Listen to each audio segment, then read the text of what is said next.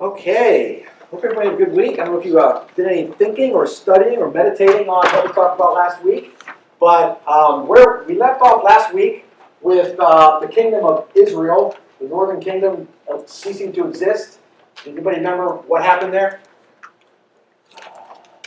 How did they cease to exist? Assyria took over. Assyria, yeah. They were a vassal state of Assyria, which is a new superpower growing to the north here.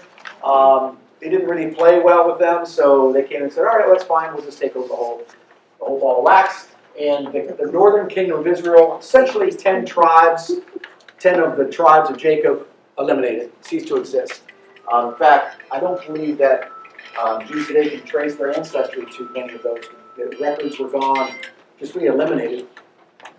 That left us with the kingdom of Judah, the southern kingdom,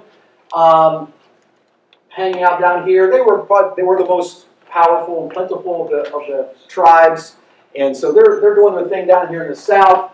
And so now you have this new kind of détente happening here between these superpowers.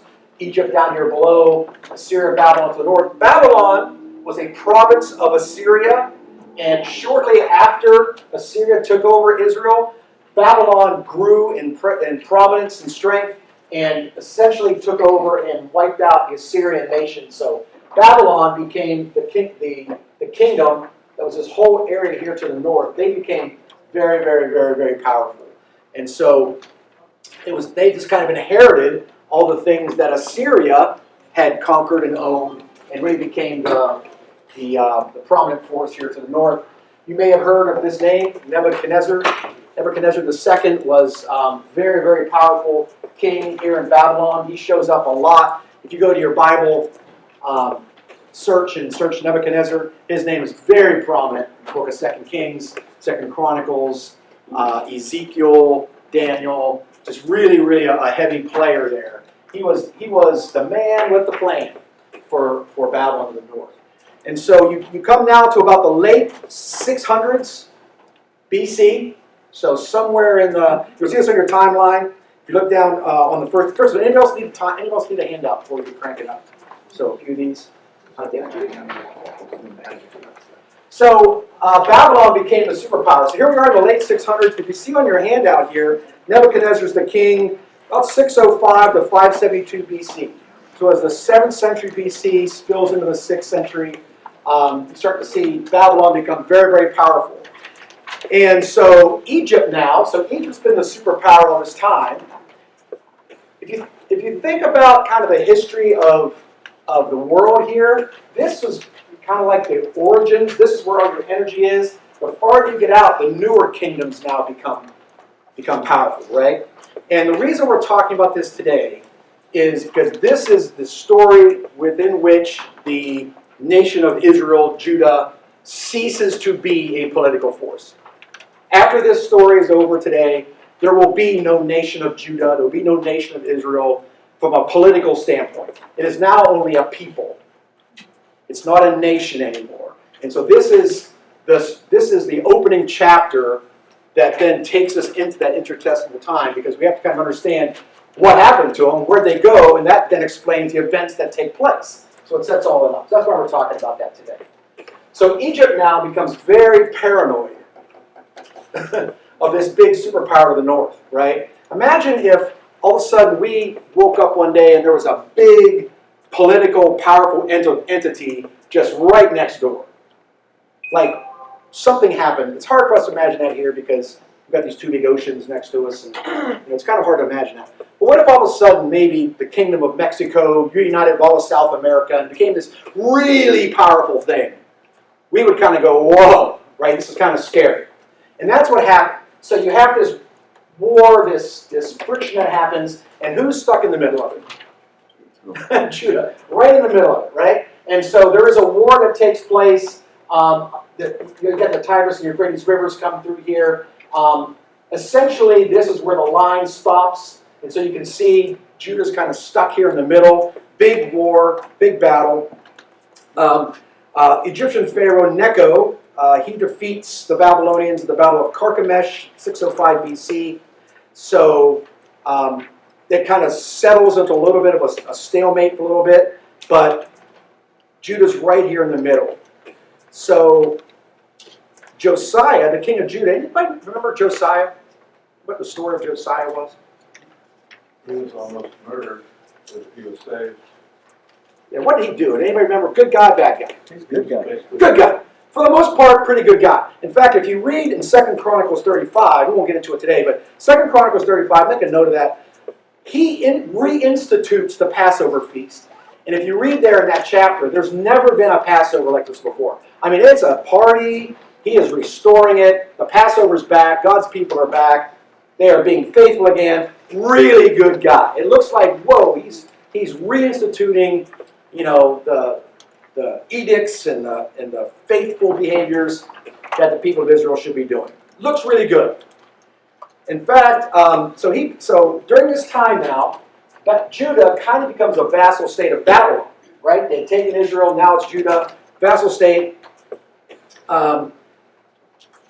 But he picks sides now. And this is where the downfall is. So he's stuck in between these two. He's a vassal state of Babylon. Egypt's going to come up here. And they said, well, we're done fighting over here. We're going to go this direction. And if you read there in the, I think the 2 Chronicles 36, you start to hear about Josiah comes out and says, all right, well, I'll do your work here. I'll block the Egyptians here. And it turns into a really bad idea. In fact, Josiah is killed there in the battle that takes place. And you can read about how he is killed in that battle by archers, Egyptian archers, and it's a bad deal, right? So, but the good thing about that is Babylon kind of sees, all right, Judah's kind of okay. They're looking out for us a little bit, and they pretty much leave them alone.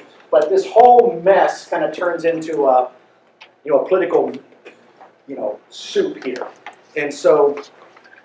After this defeat here, after this all happens, Nebuchadnezzar takes back some members of the royal family and some valuable, educated Hebrews back to Babylon in what's called the first captivity. So again, you kind of have these two big powers fighting, and we're right in the middle here. And this is where the first Exodus happens. 2 Chronicles 36 talks about that. Probably where Daniel and his bunch end up in Babylon is during this time. So, Judah hasn't been conquered. It's just kind of controlled at this point. But it's still a nation. It still has a king. It's still hanging on there. In the years following this, so just a very few years after this, imagine what happens in Judah. Now you've got these political factions coming up, and they can't quite decide, should they be pro-Egypt, who isn't taking our people away? They've helped us out in the past, should we be pro-Egypt or should we be pro-Babylon? So you have this fighting that's going on in the court in Judah. And so another battle between Egypt and Babylon. Nebuchadnezzar is defeated again by Egypt in 601 BC. And it's this time where the pro-Egyptian ones win out in Judah, because now you've seen Egypt winning these fights over and over again. So they start to say, hey, we're backing the wrong guys here. We should be backing the winners. Egypt's on a winning streak. Let's back them. So they take over, or they win prominence there.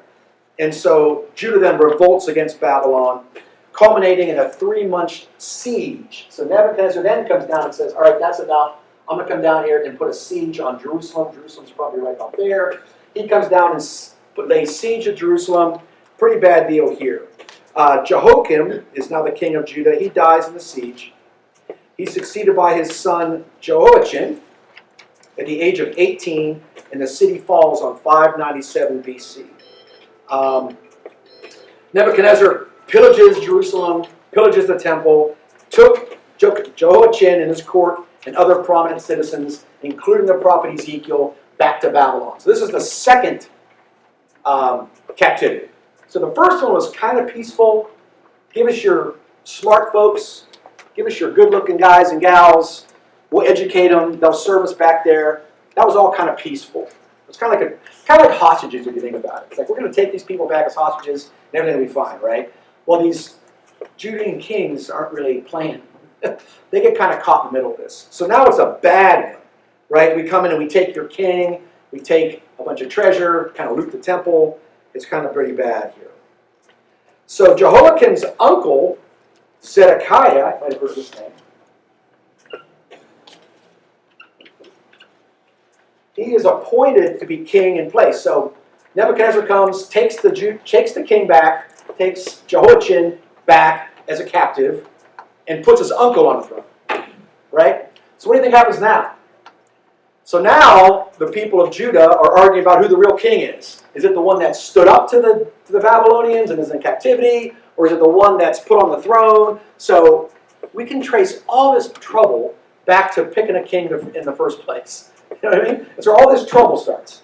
Because you've got these political factions, and it's just that's where all the trouble, that's the origins of all this, right?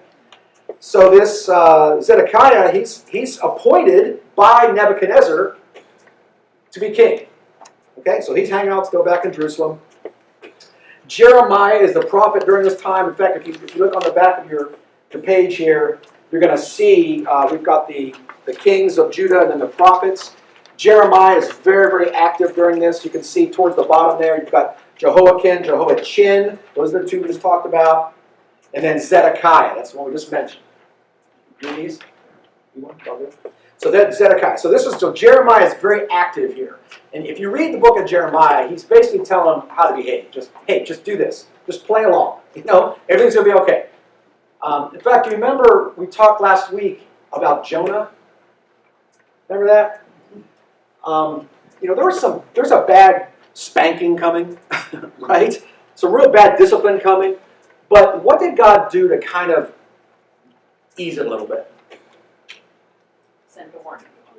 Sent a warning, but he sent Jonah up there to convert, to spread Judaism, right, the faith in Assyria, who's going to come down and administer the discipline, right? So you kind of planned a little bit. So yeah, it's going to be bad, but I can make it not as bad as it could be. And kind of the same thing's happening here. It's going to be bad, but if you just play along, follow what God wants you to do, it won't be as bad as it could be. It's good. It's one of these that's going to hurt me more than it hurts you kind of things, right? That's really what's happening here. So, but they don't play along. We see this time and time again. We see the same story play out time and time again, where they just don't play along. So, despite warnings by Jeremiah and others of the pro-Babylonian party, Zedekiah revolts against Babylon and entered into alliance with the Egyptians again. We see this happening over and over and over again. Nebuchadnezzar comes back, defeats the Egyptians this time, wins the third rematch, or the second rematch, defeats the Egyptians, and besieges Jerusalem again, this time with the total absolute destruction in 587 BC. So in 587 BC, Judah is completely wiped out. There is no more Judah anymore. In fact, this is where the temple was completely destroyed. The walls of the city are completely burned to the ground, and everything is completely wiped out at this point. And so 587, you can write this date down, 587 BC, the nation of Israel, the nation of Judah, cease to exist. They won't exist again as a political entity for 2,400 years. They have a little period of a time of about 100 years, 160 to 65 BC, that they managed to put a king back on, but then the Romans come and take care of that. So that's it. The nation of Israel ceases to exist. Now you have these two big, huge factions, Babylon and Egypt, and the people of Israel are scattered all through Babylon. There are some that remain behind here in the north and south, just basically farmers, peasants that weren't worth the trouble. That's who's left behind. But the city itself, the temple itself, completely wiped out. So imagine if our country was invaded and the things that were really the most important to us, the political centers, the cultural centers, the monuments, the political temples of our time were completely wiped out. Your identity is gone. The paperwork is gone, right? All of the records are gone. Birth records, passport records, banking records. Everything is completely gone. So at this point, whatever they couldn't carry off or hide for themselves was destroyed and wiped out. And that's what happened to the nation of Israel in 587 BC. What are your thoughts about that? What occurs to you? What comes to your mind as you think about that? Well, it happened again in World War II with that's what did to the Germans. China, not Germans, but yeah, wiped out everything. Whoever he took over. Took all their art, took and destroyed what he could. Mm-hmm. Yeah, some were absorbed, some were, the Czechs, I would say, they actually Yeah. used that stuff, but it depends on how they viewed the conquered nation, right? Ukrainians, you didn't want to be a Ukrainian, but it wasn't bad to be a Czech, so it just depends. Yeah. Other thoughts about this? Just like what happened to the nation of Israel, their story up until now. You look at the timeline here and just what happened to them. What's the story tell you? What's the lesson? You no longer have a people anymore. Yeah. You're not part of anything. You're not part of a group. You're not part of a. Yeah. They talk about being a Jew today. They're really not. If you're calling them the Jewish religion, because it's nothing compared to what originally it was. When it was a nation, Yeah. And we said there were some things, there were some people left behind, there were some remnants that took off, some prophets. Jeremiah went off in this captivity as well. So there are things that happen after this, right? Ezekiel and Daniel take place after this, Nehemiah. So there is a rebuilding of the temple, rebuilding of the city that happens after this. But you can never, at this point, from this point on, you couldn't point out Judah on a map. But was it the remnant from Babylon? It wasn't the people that were there any longer.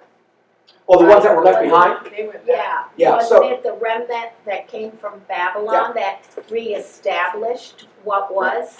Yeah. So the people that were there didn't do it. In fact, let's read about this real quick. Let's read what happens here. So you have, check this out what happens. So Nebuchadnezzar comes down, levels the city. I mean, burns it, everything's gone. Temple's flattened. Before he just looted it, now it's flat, it's gone, it's destroyed. Walls are destroyed, right? The city is just in ruin. Zedekiah and his sons were captured. You can read about this in Jeremiah 52. Really disturbing stuff. I think it's the last chapter of Jeremiah. I mean, this is not happy reading, what you read about here. Zedekiah and his sons were captured. The sons were executed in front of Zedekiah, who was then blinded, took out his eyes, took him back to Babylon and many others. So Judah then became a Babylonian province called Yehud.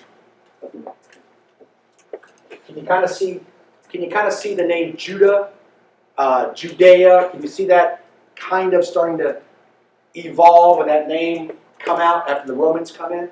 Where you see this is what that province is. Now it's just a Babylonian province, putting an end to the independent kingdom of Judah. So at this point, there is no independent kingdom anymore, but a lot of the brains survive. So the king goes, the court goes. Some records are snuck out. Right, we've got our writings, our teachings. They're with us. We kind of have them. Besides that, you had these first two captivities, which are kind of peaceful.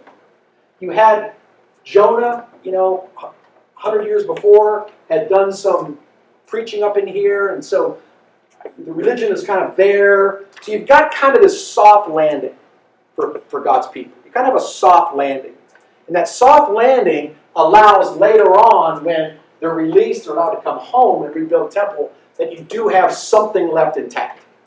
You've got something left intact there. Spoiler alert, in 70 AD, that's gone.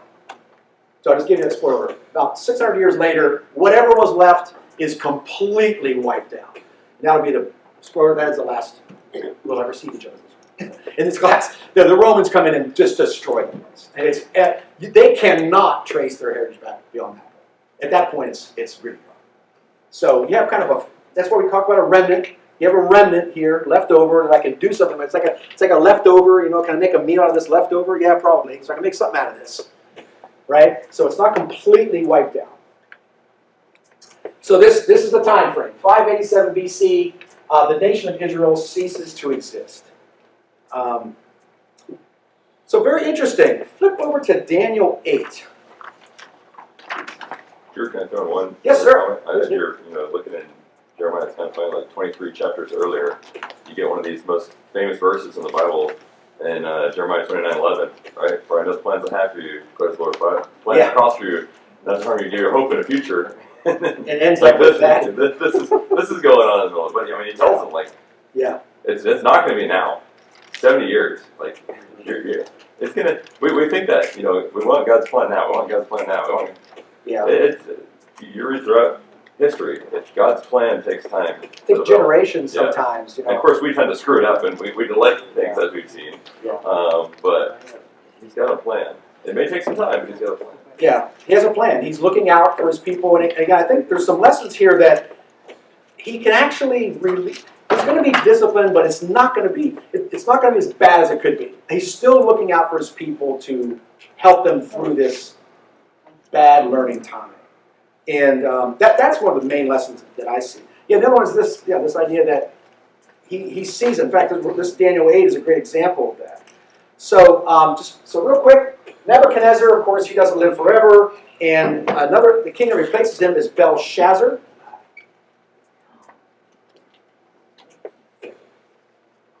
Belshazzar becomes the king of Babylon. Daniel's still on the scene, and you might recall. So during the reign of Nebuchadnezzar is when you have the Shadrach and Meshach and Abednego story, and that's a story in captivity. And it's not a story in Judah. That's a story in captivity. And if you read the end of Daniel chapter 3, I'd love to go back and spend a whole week on that. What does Nebuchadnezzar realize at the end of Daniel chapter 3? That, whoa, your God is God, right? In fact, there's a great passage there where he throws the three guys into the furnace because they won't worship his gods, right? And the fire is so hot, it burns up the guys that throw him in, right? And so he's looking around, he can see in the fire. What does he see in the fire? Four people walking around the fire. And what does he say about the fourth one? Son of God. He said, looks like the son of gods. Lower G. So it looks like a son of gods. Somebody was in here that looked spectacular. And he's like, come out. And they walk out of the fire. And so he falls down to his knees and realizes something. So yeah, God, this was God's instrument, it seems like, right? And the things that happen with these people, the leadership, there is a prevailing of thought that there's something special about these people, right? So they are cared for and isolated and somehow kept whole and preserved through all that terrible, terrible stuff. That didn't happen with the kingdom of Israel, but it does seem to happen with the kingdom of Judah. So we fast forward then to, and by the way, what else? Remember Daniel, one of the big visions he had for Nebuchadnezzar? Remember It that? was the statue with clay. The statue, on it, yeah. going to different metals. Yeah, we're going to visit that in a week or two about what that really was, because we see that unfold during the Intertestamental Period. But here, in Daniel chapter 8, fascinating prophecy here.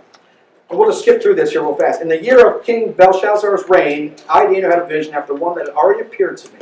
And he talks about his vision. Now, we'll tell you a little bit about prophetic. Whenever you see an animal, that usually equals a kingdom.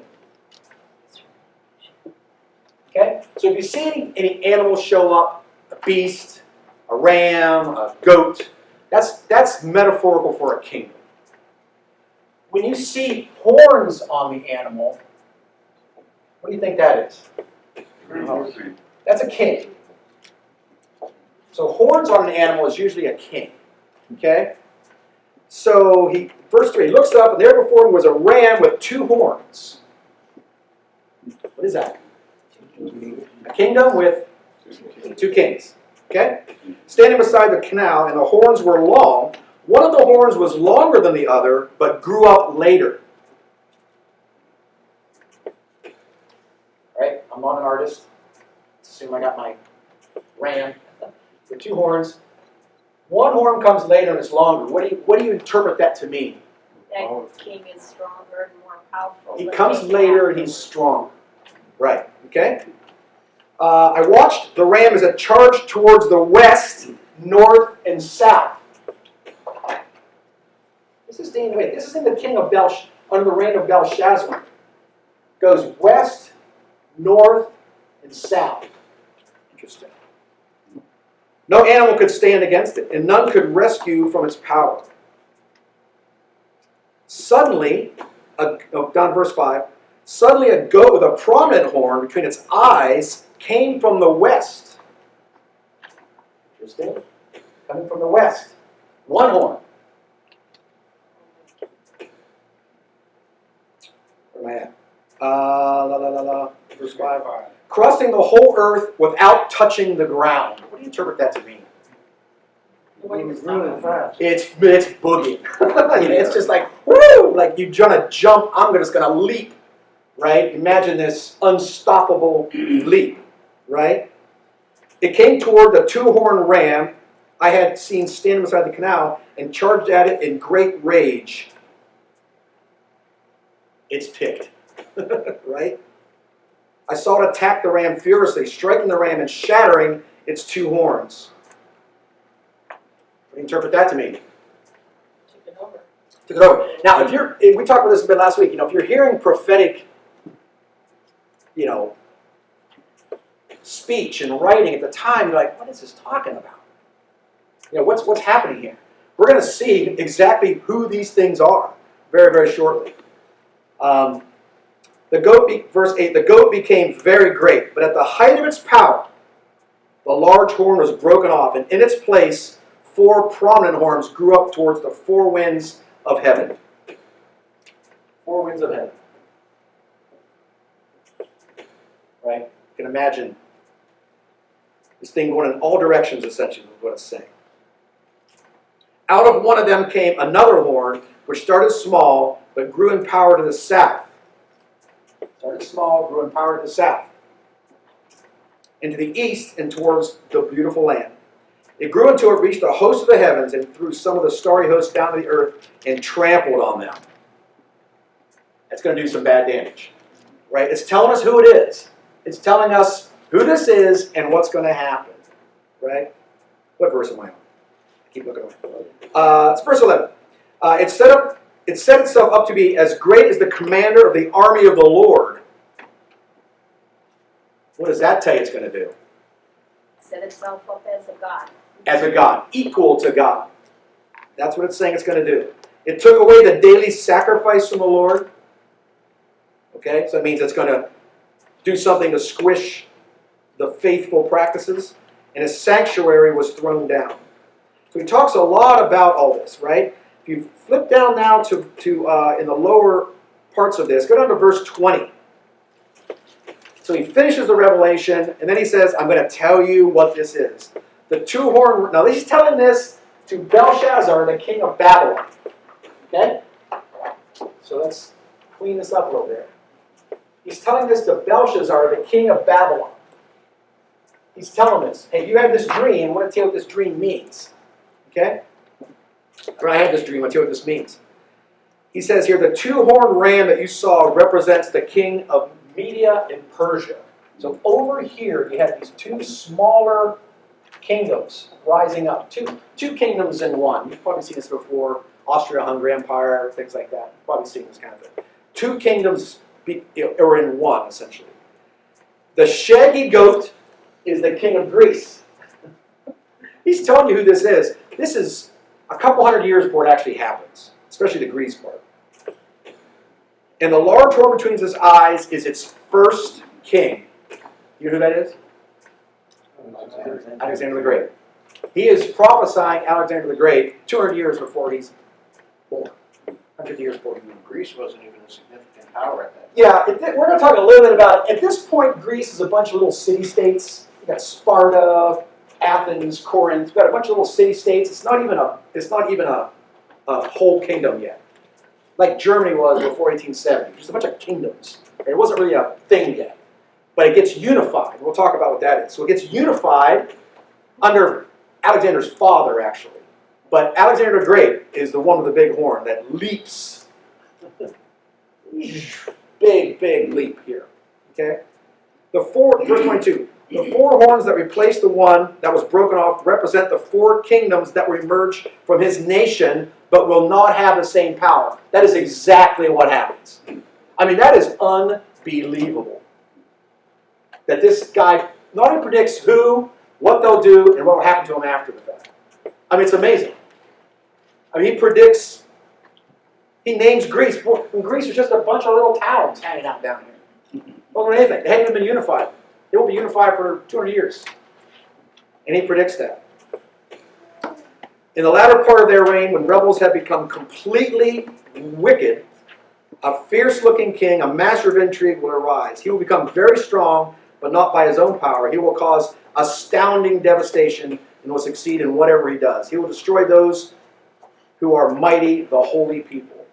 That's exactly what happens around 167 BC. That major point we're going to come to here in a couple of weeks. So he actually predicts exactly what's going to happen. So shortly after the Babylonians take over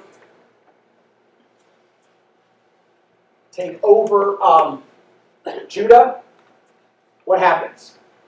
The Medo-Persians, I'm just going to call them the Persians, become very strong. In fact, you read about this, books of Esther, obviously later on during Nehemiah. The Persians are the ones that come through and just basically take out all of these guys that did all this bad stuff. I kind of equate it to like you hire a hitman, then hire a hitman, take out the hitman. That's what this was. Yeah? So you have these people who are going to do the dirty deed, right? Assyria and Babylon were going to administer the discipline, and then we have someone who's more rational come in. Okay, you guys are done. And so after Persia comes and takes over, there is no more Babylon, there is no more Assyria, there is no more Belshazzar. They're done. They come and take over. And really, really good news here, because the Persians they have more of a tolerant mindset when it comes to cultures and things like that. They have more of like let's let these cultures be an asset versus let's destroy them and absorb them. So that's why you see they allow the synagogue system to come about. What's happened now since 587 BC? There's no temple. There's no religious cultural center anymore. So, but you inherit all these people who have a very strong faith, an ancient faith, more ancient than anything else they've ever absorbed, right? And they want to practice their faith, but their temple's been destroyed. So the Persians let them set up mini temples, essentially. They institute this thing called the synagogue. And before this, it never existed. This is how the synagogue system comes up. Synagogue. Am I spelling this right? Is that close? So they institute the synagogue system, and it's a way for the Jews to have a representation or a type of the temple local, close by. And they start setting these up all over places where they've been established. Right? They've been scattered all over the place as they start setting up all these little mini temple-like things wherever they are around them. And as we talked in the first week, 500 years later, we're going to see that infrastructure help the spread of the word, because you already have Jews with a central gathering place, a central point of religious concentration happen. And it wouldn't have been possible had they not been scattered all over the place, and had there not been somebody, a governing body, who was temperate enough and patient enough and tolerant enough to let these different faiths build their own cultural centers all over the place. And as we see later on, they eventually let people come back, rebuild the temple, rebuild the city, rebuild the wall, and even though you don't have your own nation, we're going to let you go back and rebuild the Washington Monument. I know it means a lot to you. Imagine that, right? If we were completely wiped out, what do we think about? Go put Washington's head back up on Mount Rushmore, right? We know that means something to you, right? That's essentially what this was. And that happens later on, late mid-400s BC. So you're talking about so they were in captivity for 70 years. That's essentially a generation. So remember we talked the other day about these cleansings that happened? I would argue this is probably the third cleansing, right? That you have this third, just going to cleanse it. We're just going to the ones who were giving us all this trouble, the ones who couldn't follow God's direction and advice and recommendation for you, right? The ones who couldn't do it, it's like Moses wandering through the wilderness. We're just going to kind of let them age out and be replaced with a new one who has been somewhat purified. And so you have this purified remnant going to come back in the mid-400s, about 70 years old. What are your thoughts about that? Thoughts? What's happened to them?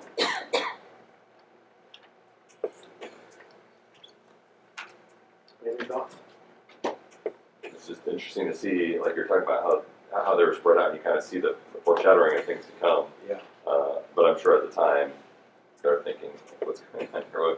Look at what we had before and the things that we had, and now we're scattered all over the place. And yeah, this isn't what God's things just look like. Yeah. Right. Why is this happening to us? You know, and why are these? So why were these writings all preserved? It was to explain why this happened to you. I mean, read the book of Jeremiah. I mean, it's a long book, 52 chapters long, but you kind of see this. It's like, hey guys, you reference God's word and His will for you, and go by that guide. Follow that guide. Don't quit doing it yourself. Quit relying on Egypt. right? Non-believing peoples, nations, philosophies to bail you out, Now, it does appear by reading Daniel that God probably provided this way out for them. It looks like that to me. You read that, it's like God's He's predicting this is going to happen. He's providing this way out, providing this pathway back to some measure of restoration in you because of what's going to happen. Right? What's going to happen here in about 400 or 500 years.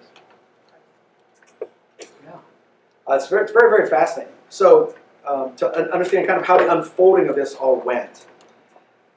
So, during this time in Babylon, while they're in Babylon, now they're citizens of Babylon. They're Babylonian, subject at this point. They're conquered by the Persians. Daniel foretells of that in Daniel 8. So the Bible then recounts after the fall of Babylon. The Battle of Opis in 539, exiled Judeans were permitted to come back by the Persians, return to Judah. And according to Ezra, construction of the Second Temple begins about 537 BC. So about 537 is when you start to see some restoration here, some reconstruction. But it's all done by people who weren't there during the wipeout, right? This is the children of those people. Daniel's long gone by this point, right? This is the children of those people. Cyrus the Great, we talk about him, you can read about him in the book of Ezra. Actually, it's very, very interesting. Turn to the book of Esther.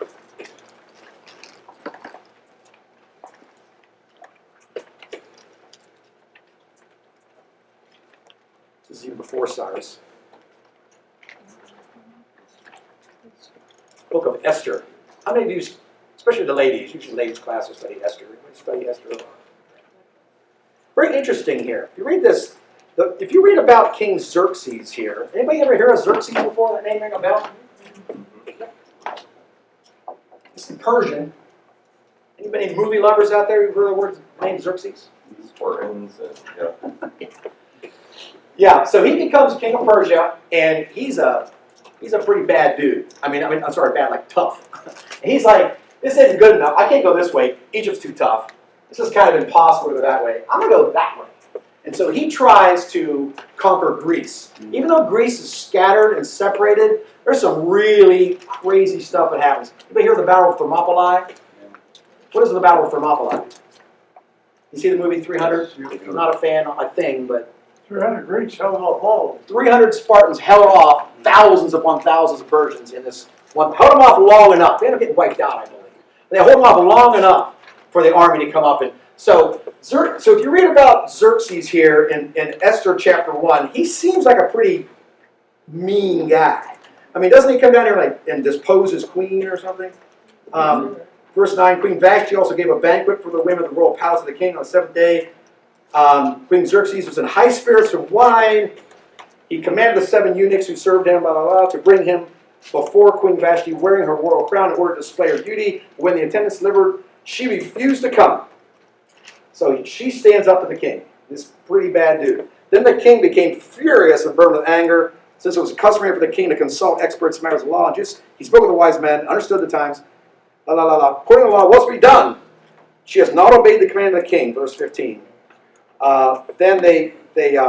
She has done wrong not only against the king, but also against all nobles and the peoples. The queen's conduct has been known to all women, so they despise her husbands and say, Now, we cannot tolerate this, right? We cannot tolerate it. So let him issue a royal decree and let it be written in laws that never again to enter the presence of the King Xerxes. Tosses her out. So you see this guy who's very, strong-minded and tough, right? That poses as king. You read about Xerxes later on in the book of Esther. Does that seem like the same guy to you? It's something happened. Softened his heart. Something happened between chapter 1 and the rest of the book of Esther that's not recorded in there. It's not recorded. Something happened. You know what happened? He went over here twice and got really humbled. I mean, really whacked. I mean, not only have the Battle of Thermopylae, you have the Battle of Marathon. You know where a marathon race comes from? Anybody know? You know what's called a marathon? Because you gotta take in the information from the battle back to the king, 26 miles. Yeah, so you got the city up here, Marathon. 26 miles to 26.2. What is a marathon? 26 point something. To the city of Athens, or to wherever he needed to get to. They're up there. Their Persians are coming back. They are coming back. They're really mad. There's hundreds of thousands of them come back. This guy, the army sees the Persians. Got to go get help. Go tell the Persians are coming. He runs as fast as he can from Marathon to Athens, wherever he has to get to, which is 20. It's exactly that distance. That's why a marathon is that distance today. He runs that distance, declares the Persians are coming, and falls over dead. And collapses dead. He runs as fast as he can for 26 miles to deliver the news, and then keels over dead. So ever since then, they instituted this marathon race. That's where the whole idea of marathon comes. So he gets word back. The army comes up. Xerxes eats it again. So he gets humble, basically. And you can kind of see that there in the book of Esther, but you don't understand what happens in the middle of that. So this is what's happening to these people. What's happening up here? They're getting humble. They're really being brought down again. They did God's will, but now they're being brought back down again. So we see that happening there. So again, the book of Esther is happening during this time frame. That's the backdrop for what's happening. Now we get to the book of Ezra. Now you've got Cyrus the Great. I don't know how these guys ever get the title Great attached to him, but he calls himself Cyrus the Great. He ends the exile in 538 BC. So he's the one that ends up letting the Jews come back. The exile ends with the return of Zerubbabel the priest. He was a descendant of the royal line of David. Joshua the priest, the second descendant of the line, former high priest of the temple. So these are their descendants. The descendants of these people are the ones that are leading this reconstruction and this return. So the second temple was reconstructed 512 to 521 to 515 BC. Now you've got the second temple reconstructed. So you see the time frame within which this is happening. So as the Jews scattered across, they settled these synagogues wherever they ended up, and that then becomes the foundation within which 500 years later, the disciples, the apostles, the ministers of Christ could go out. And when we're going to see later on when the Greeks come in, there's more scattering that happens, and the synagogues are placed even farther west. So that is the foundational element within which that provides the ability for the disciples to go into these towns and it not be a totally foreign land, right? You go in, you could start with the Jews. You could have a conversation. There was religious tolerance in these places. It's because of what happens here in this time. What do you think? The end of the Jewish nation. It leads us to the next week is essentially the sunset of that, and then what happens going forward with God's people after they've come back home and rebuilt their city. Yes, sir. It's interesting how God uses ungodly people to do His work as well. Yeah. And without giving too much away, we're going to see this Time come again. up more. But yeah, it's interesting how his hand is in all. Yeah, yeah. And his people, but it's with those non-believers, and Yeah. you kind of see like the more we mess up, it's almost like a parent who's helping his kid. All right, things are going all right, so I'm gonna kind of let you be, and then all right, now things are screwing up. I need to get in here. I need to help you out here. I need to pull some things together. So you kind of see these times of coming in, and I'm still here around. I'm here with Shadrach and Meshach and Abednego. I'm still here, And other times he seems to back away and become less impressed, or you don't see him as directly, even though he's got his hands in things that are happening.